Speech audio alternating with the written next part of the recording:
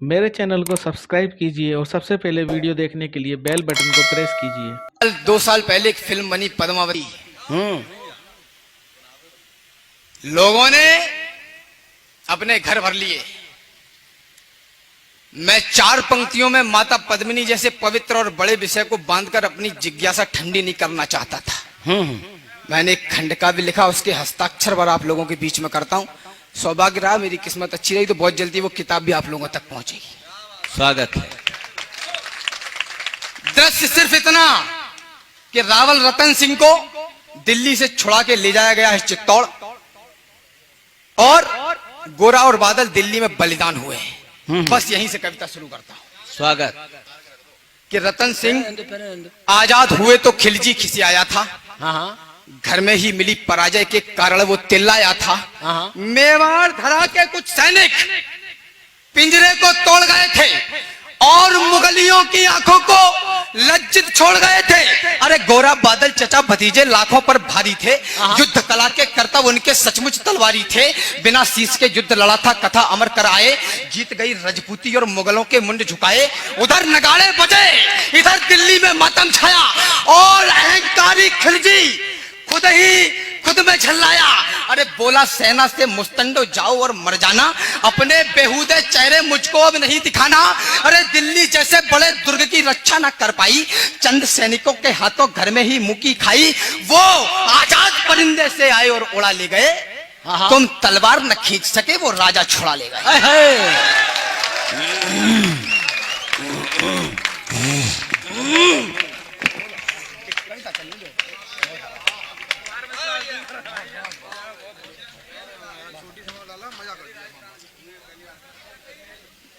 तुम तलवार न खींच सके वो राजा छुड़ा ले गए। और ये एक बात बता दूं, ये पहला मंच है। एक गुजरात में अहमदाबाद के मंच पे मैंने इसके 2-4 से छंद पढ़े थे। रचना पूरी पहली बार पढ़ रहा हूं और विश्वास भी दिलाता हूं कि मैंने ही लिखी है। चलो पंक्तियां पढ़ता तो ये थी। हाँ, उसने मुझको ललकारा है, मैं उसको ललकारूंगा। वाह। घर में घुसकर मारा है, मैं घर में घुसकर मारूंगा। अरे हाथी घोड़े सजवाओ, भाले बरछी उठवा लो, सारी तलवारें तीर कटारी पर धारे रखवा लो। कूच करो चित्तौड़ दुर्ग की घेराबंदी कर दो। जो आंखें पद्मिनी को देखें वो आंखें अंधी कर दो। अरे बूढ़े बच्चे विधवाओं पर रहम नहीं तुम खाना। वीरों से ना जीत सको तो छुपकर तीर चलाना।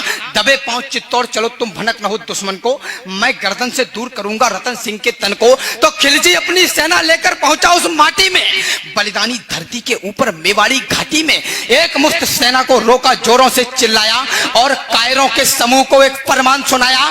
बोला सन्मुख दरवाजा तोड़ो, आगे घुस जाओ। मेवाड़ी मान पद्मिनी को मेरे सन्मुख ले आओ। जो ही सैनिक बड़े सभी का सहसा मन उलाया। किला नहीं था सन्मुख, उनको काल खड़ा दिखलाया। सैनिक बोले माफ करो हम अंदर ना जाएंगे, है विशाल दरवाजा इसको तोड़ नहीं पाएंगे। अरे तोड़ पाए तो महाराज हम अपना कफन सिलेंगे। किले के अंदर सोए हुए मेवाड़ी सिंह मिलेंगे और सोए शेर जगेंगे तो फिर सबकी रूह हिलेगी। कितनी भी तेज भाग लेना पर दिल्ली नहीं मिलेगी। वक्त अभी झुकने का है, मेरे आका झुक जाओ।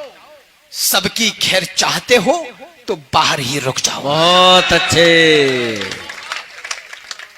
वक्त अभी झुकने का है, मेरे आका झुक जाओ।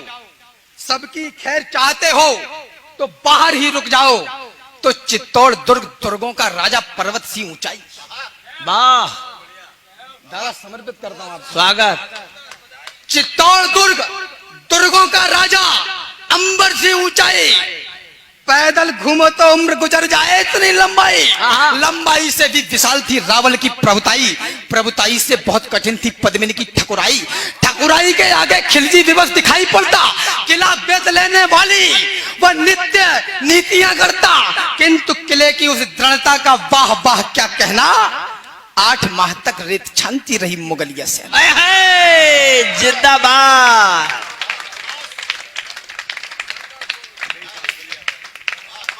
8 माह तक रेत छानती रही मुगलिया सेना। 8 माह तक रेत छानती रही मुगलिया सेना। दीवार दुर्ग की दधक रही थी दंगल के जंगल में। और दुष्ट दारुण दुख पाते मेवाड़ी मंगल में जिधर देखते थे केवल बस रेत दिखाई पड़ता, सन्मुख किला, किले सन्मुख रणखेत दिखाई पड़ता। सुनो सहस्त्रों शंकर का सम्मान किले के ऊपर और एकलिंग महादेव वरदान किले के ऊपर। किला किलेश्वर क्या कमाल था, कुशल कमान वही था। किला किला था, केवल किला किले का नाम नहीं। जिंदाबाद।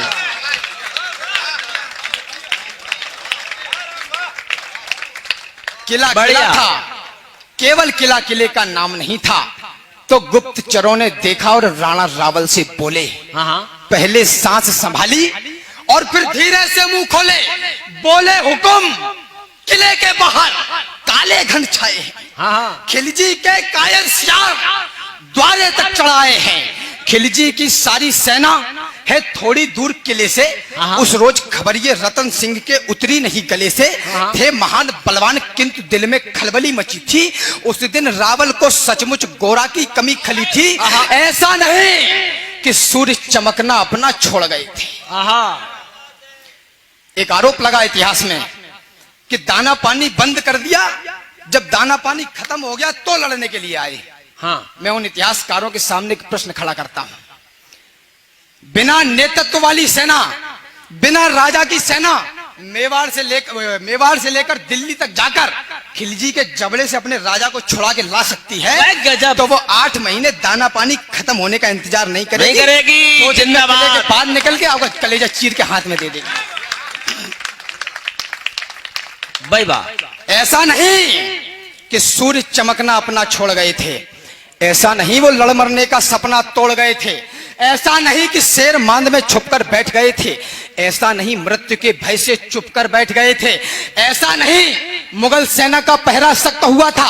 ऐसा नहीं कि ठकुराई का ठंडा रक्त हुआ था। ऐसा नहीं कि राजपुताने में रणवीर नहीं थे। ऐसा नहीं कि रावल की तरकस में तीर नहीं थे। ऐसा नहीं कि उनकी तलवारों पर धार नहीं थी। ऐसा नहीं कि मेवाड़ी मिट्टी खुददार नहीं थी। गजब है यार। ऐसा नहीं कि मेवाड़ी मिट्टी खुददार नहीं थी। तर्क देता हूं, केवल एक यही भय था जो उनको रोक रहा था। दादा सुनना, स्वागत। केवल एक यही भय था जो उनको रोक रहा था। मानवता का रक्त बहेगा ये डर टोक रहा था। पर्वत और युद्ध के किस्से और वैश्य का मुख। वो तो आक्रांता थे, उन्हें कहां दया क्षमाशील क्या। वो तो बस पेट भरो, चाहे बकरा काटो चाहे ऊंट। केवल एक यही भय था जो उनको रोक रहा था। मानवता का रक्त बहेगा ये डर टोक रहा था। पर्वत और युद्ध के किस्से और वैश्य का मुख, ये तीनों समुचित दूरी से ही देते सुंदर सुख। कथा युद्ध की सुनने में रमणीक लगा करती है, मगर समर्थल में शोणित की धार बहा करती है। बच्चे अनाथ होते हैं, बहुएं विधवा हो जाती हैं, तभी युद्ध की असली सूरत मित्र नजर आती है। तो यही सोचते थे रावल की अगर लड़ाई होगी तो ये सच है दुनिया में अपनी ठकुराई होगी। अपनी ठकुराई होगी तो हर जगह बड़ाई होगी, और बड़ाई की कीमत सचमुच योद्धाई होगी। खिलजी की सेना में है जितने भी लड़ने वाले, उनमें से ज्यादातर है भारत के रहने वाले, और भारत के रहने वालों से हरगिज नहीं लड़ेंगे। जब तक युद्ध टले टालेंगे तत्पश्चात लड़ेंगे। बहुत अच्छे, जिंदाबाद बेटे, कमाल वाला तर्क, वाह। जब तक युद्ध टले टालेंगे तत्पश्चात लड़ेंगे। जब तक युद्ध टले टालेंगे तत्पश्चात लेंगे। तो सभा बुलाई गई और सारे मंत्री बुलवाए। सच्चे महारथी और योद्धा भी दरबार में आए। कोई कहे शत्रु सन्मुख है, रावल देर न करना, और पड़ोसी राजाओं के लिए टेर मत करना। है सच्चा सूरवीर वही जो मारे या मरता है। कितने भी स्वर्ण सिंह घेरे पर सिंह नहीं डरता है। कितने भी स्वर्ण सिंह घेरे पर सिंह नहीं डरता है। कोई बोला महाराज आदेश करो तो कर दें, एक बार फिर मुगलों में रजपूती लोहा भर दें। मौत वो नहीं, मृत्यु वो नहीं जो हमको अपने संग लेकर जाए। मृत्यु वो नहीं जो शरीर से प्राण अलग कर जाए। मृत्यु वो नहीं जो भय का कोई उन्माद उठाए। मृत्यु वो नहीं जो जीवन जीने में आड़े आए। मृत्यु वही जब हम विपरीत परिस्थिति से डर जाए। मृत्यु तभी जब कहीं हमारा स्वाभिमान मर जाए। राजन क्षमा मगर कहता हूं कौन मृत्यु होती है। शत्रु अगर ललकारे तो बस मौन मृत्यु होती है। और योद्धा की तलवार समर में चमत्कार करती है तो मौत खड़ी होकर फिर उसका इंतजार करती है। रावल बोले चट्टानी योद्धाओं शस्त्र संभालो, करो भुजाली गर्म और फिर दोहरी दार लगा लो। माना दुश्मन अधिक हो और हम सब संख्या में कम हैं, किंतु विजय या वीर गति चुन लेने में क्या गम है। चलो खिलजियों की अंतिम अरदास मिटाकर आए, चलो समर में योद्धाई की आग लगाकर आए, चलो समंदर में चलकर तूफानों से टकराएं, चलो उन्हें योद्धाई वाला खेल खिलाकर आए, चलो बता दें युद्ध उन्हें कैसे जीते जाते हैं। 7 लाख से कुछ हजार किस दम पर टकराते हैं, 7 लाख से कुछ हजार किस दम पर टकराते हैं। तो आज पुकारा मातृभूमि ने आज दिवस आया है, आज कृपा है महाकाल की क्या अद्भुत माया है। आज पुकारा मातृभूमि ने आज दिवस आया है, आज कृपा है महाकाल की क्या अद्भुत माया है। अरे आज देवगण हर्षित होकर हमको देख रहे हैं और स्वर्ग से सुमन हमारे ऊपर फेंक रहे हैं। आज कालिका और दुर्गा का आशीर्वाद मिला है, जन्मभूमि की रक्षा वाला आज प्रसाद मिला है। इन कृपा सुमन और आशीषों को व्यर्थ न जाने देना, जीते जी तुम स्वाभिमान पर आंच न आने देना। याद रहे जीते जी दुश्मन अंदर ना घुस पाए और प्रतिष्ठित आन बान पर दाग नहीं लग पाए। याद रहे कि उस योद्धा का मान हुआ करता है जो मातृभूमि की रक्षा में बलिदान हुआ करता है। अरे विजय अगर हो तो ऐसी कि अंबर पुष्प गिराए और वीर गति हो तो ऐसी इतिहास अमर हो जाए। विजय वीर गति हो तो ऐसी इतिहास अमर हो जाए। पहले कफन बांध लो सर पे फिर भगवा बंधवाओ। बढ़िया। पहले कफन बांध लो सर पे फिर भगवा बंधवाओ। इस जीवन की महाकाल को अंतिम भेंट चढ़ाओ। अंतिम बार नमन कर लेना वीरों इस माटी को, अंतिम बार नमन करना बलिदानी परिपाटी को, अंतिम बार भवानी के चरणों में भाल झुका लो, अंतिम बार सभी रिश्तेदारों को गले लगा लो, अंतिम बार करो दर्शन चित्तौड़ दुर्ग नामी का, अंतिम बार करो आवाहन एक लिंग स्वामी का, अंतिम बार एक दूसरे को दे लो आज बधाई, अंतिम बार अंत तक लड़नी होगी तुम्हें लड़ाई। सब कुछ सब कुछ सब कुछ सब कुछ अंत हुआ था पर उसको अनंत कर डाला। पाषाणी पतझड़ को झटके में बसंत कर डाला। मेवाड़ी दल संख्या में कम किंतु हौसले बागी, एक तरफ से लगन सभी को वीर गति की लागी। पुरुषों ने तो कफन और केसरिया संग बधाया, इधर रानियों ने भी सुंदर जौहर कुंड बनाया। ठाकुर ठाकुरानी पाषाणी सीमा लांग रहे थे, एक दूसरे से मरने की आज्ञा मांग रहे थे। बहुत अच्छे।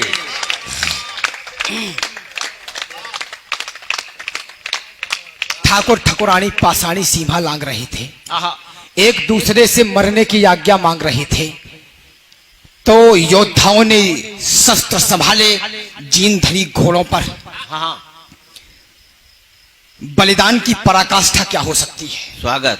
योद्धाओं ने शस्त्र संभाले जीन धरी घोड़ों पर, माथे पर माटी लगवाकर हुई होड़ हो। योद्धाओं ने शस्त्र संभाले जीन धरी घोड़ों पे, माथे पर माटी लगवाकर हुई होड़। होड़ों से होड़ लग गई सबसे पहले दुश्मन, होड़ लग गई सबसे पहले। जाकर कौन मरेगा सबसे पहले, रक्त तिलक मिट्टी का कौन करेगा सबसे पहले, दुश्मन दल में जाकर कौन नचेगा सबसे पहले, खिलजी की छाती पर कौन नचेगा सबसे पहले, मातृभूमि का कौन दुलार करेगा सबसे पहले, मातृभूमि का कौन दिलार करेगा सबसे पहले, मातृभूमि का कौन श्रृंगार करेगा। तो केवल मैं गूंज रही थी, हम तुम शब्द नहीं था, सबने ही ओंकार भरी थी, कोई निशब्द नहीं था। सारे महारथी और योद्धा पैदल घोड़े वाले, कुछ तो केवल 13-14 के प्यारे मत वाले, कुछ की दाढ़ी बड़ी हुई थी पर तलवार लिए थे, बढ़ती उम्र दिखती थी पर मूंछ पे धार दिए थे, कुछ तो पहले से घायल थे लेकिन खड़े हुए थे, मातृभूमि की रक्षा में मरने को अड़े हुए थे। जिंदाबाद है।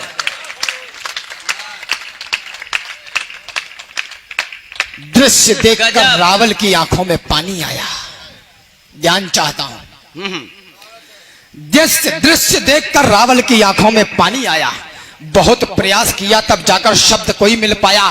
द्रवित हृदय और गर्वित स्वर से फूटे शब्द पुहारे, जैसे कोई पिता पुत्र को अंतिम बार पुकारे। जैसे खुद भगवान भक्ति पर मन हारे, ऐसे रावल खड़े हुए थे अपनी बाह पसारे। जिंदाबाद है यार, लूट लिया। योद्धाओं, भाई वाह, अभिनंदन, कमाल, जय जयकार हो। जैसे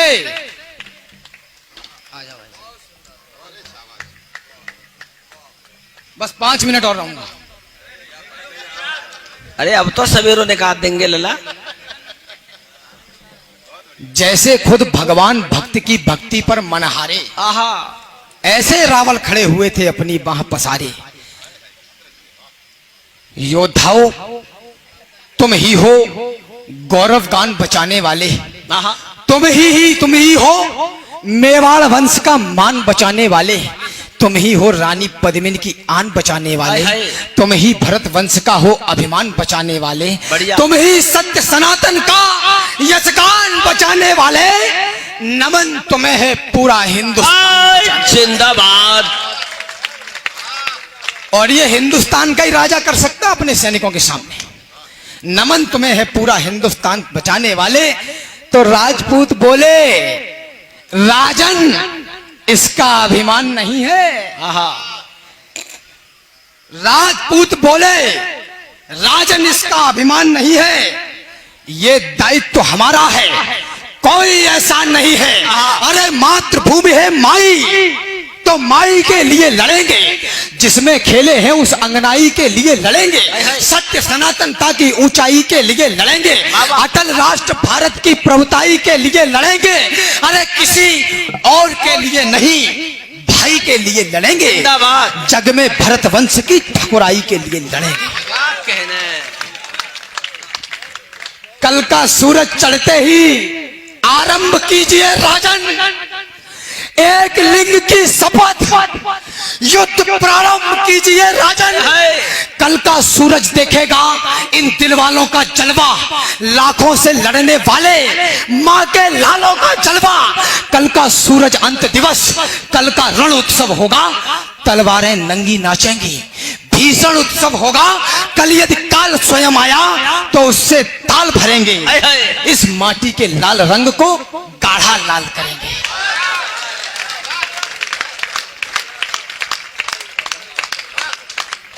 फाटक खुले, किले भीतर से लावा फूट पड़ा था।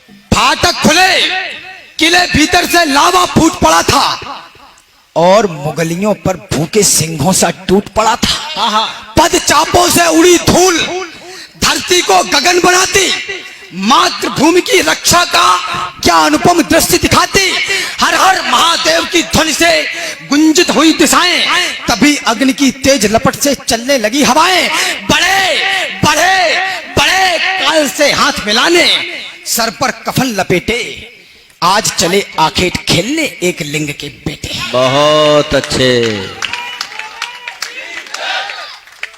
आज चले आखेट खेलने एक लिंग के बेटे।